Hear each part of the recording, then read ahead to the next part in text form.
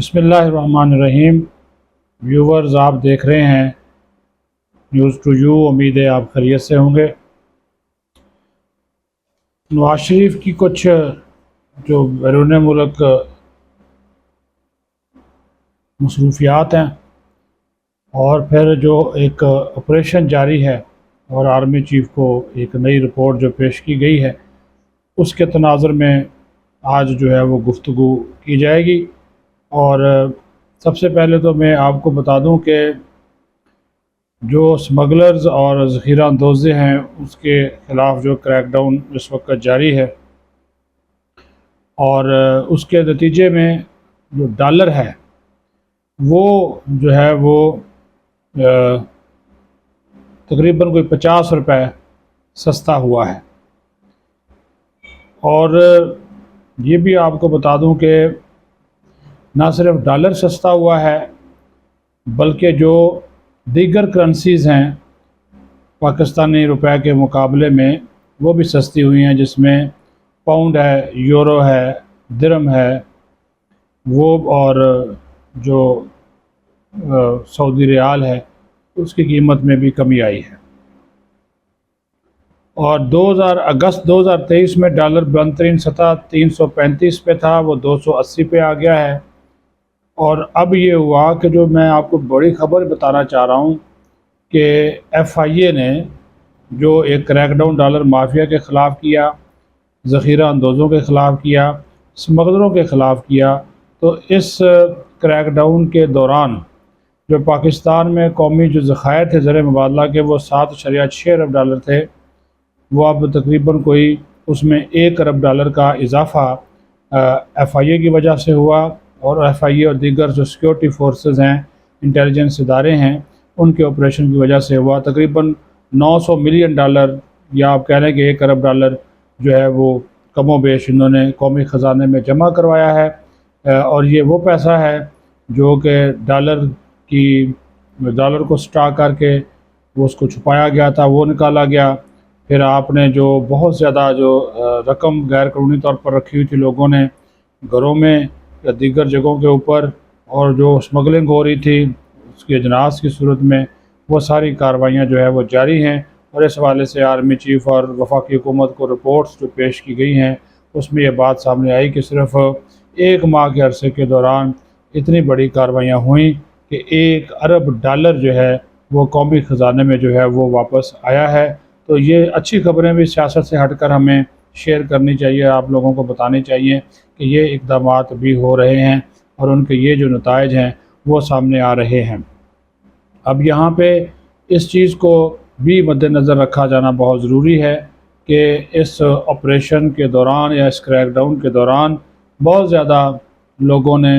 مزاحمت، سفارشیں، دباؤ ڈالنا، وہ جو روایتی قسم کا ہوتا ہے اس کی بڑی انہوں نے کوشش کی۔ ایون کہ نگران وزیر اعظم تک کو جو ہے وہ اپروچ کیا گیا، وزراء کو اپروچ کیا گیا، لیکن نگران وزراء نے بھی ہاتھ کھڑے کر دیے،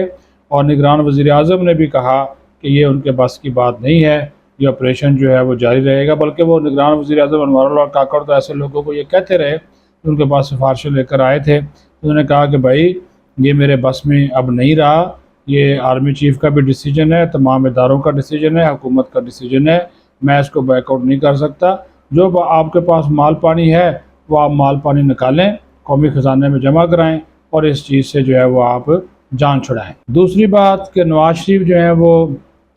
لندن سے سعودی عرب پہنچے ہیں۔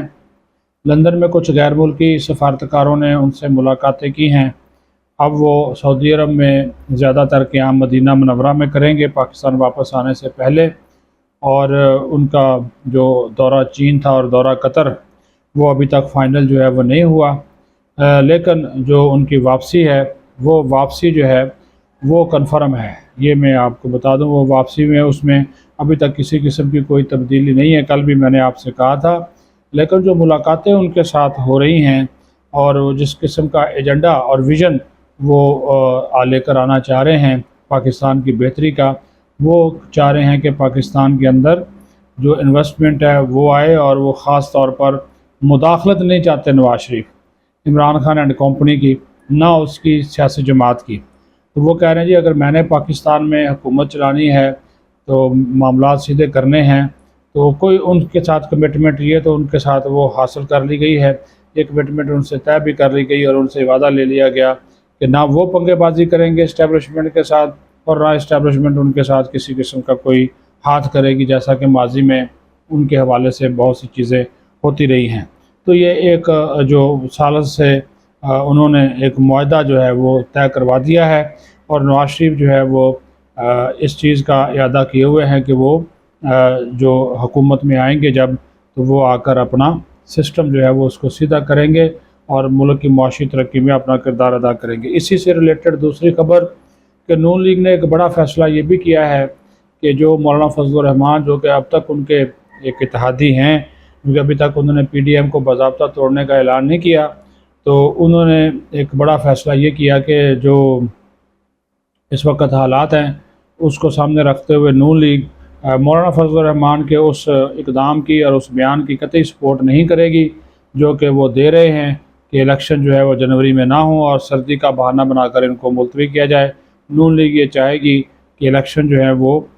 سردیوں میں ہی ہو جائیں یا جن کے جنوری میں ہو جائیں، اس میں مزید تاخیر جو ہے وہ نہ کی جائے، اور اس سلسلے میں اگر مولانا فضل الرحمان ان سے ملیں گے تو ان کو بھی یہ بات واضح کر دی جائے گی، کیونکہ بہت زیادہ تنقید کا سامنا ہے نگران حکومت کو بھی اور الیکشن کمیشن کو بھی کہ وہ جنوری میں الیکشن کروانا چاہتے ہیں، اور مولانا فضل الرحمان جو ہیں وہ اس کے خلاف ہیں۔ وہ کہہ رہے ہیں کہ خیبر پختونخوا میں اور فاٹا میں جو ہے وہ ان دنوں میں سردی بہت زیادہ ہوگی، لوگ ووٹر نہیں نکلیں گے، اور اگر ووٹر نہیں نکلیں گے تو وہ چونکہ مولانا فضل الرحمان یہ امید لگائے بیٹھے ہیں کہ خیبر پختونخوا میں ان کی حکومت بنے گی، تو وہ انہوں نے پہلے سے اعلان کر دیا ہے کہ اگر نتائج تبدیل کیے گئے یا ووٹر کو باہر نکلنے سے روکا گیا تو ہم پہ دھرنا دیں گے، احتجاجی تحریک چلائیں گے، باہر نکلیں گے، یہ وہ اس قسم کے وہ اعلانات کر رہے ہیں۔ تو اس سے یہ اندازہ ہو رہا ہے کہ مولانا فضل الرحمان کا جو دباؤ ہے وہ ابھی مزید بڑھے گا، اور وہ آنے والے دنوں میں اس معاملے کے اوپر دیگر پولیٹیکل پارٹیز کے اوپر بھی جو ہے وہ ان سے ملنا چاہتے ہیں۔ دوسری طرف پیپلز پارٹی اور فضل الرحمان بھی آمنے سامنے ہیں۔ پیپلز پارٹی مسلسل جو ہے وہ مولانا فضل الرحمان اور ان کی جماعت کو تنقید کا نشانہ بنا رہی ہے، اور ان کا یہ کہنا ہے کہ مولانا فضل الرحمان پتہ نہیں کس کے اشارے کے اوپر الیکشن ملتوی کروانا چاہتے ہیں۔ مولانا صاحب کو بتانا چاہیے کہ ان کے پیچھے کون ہے جو الیکشن کو جنوری سے آگے لے کر جانا چاہتے ہیں۔ پہلے ہی الیکشن کمیشن نے جنوری کی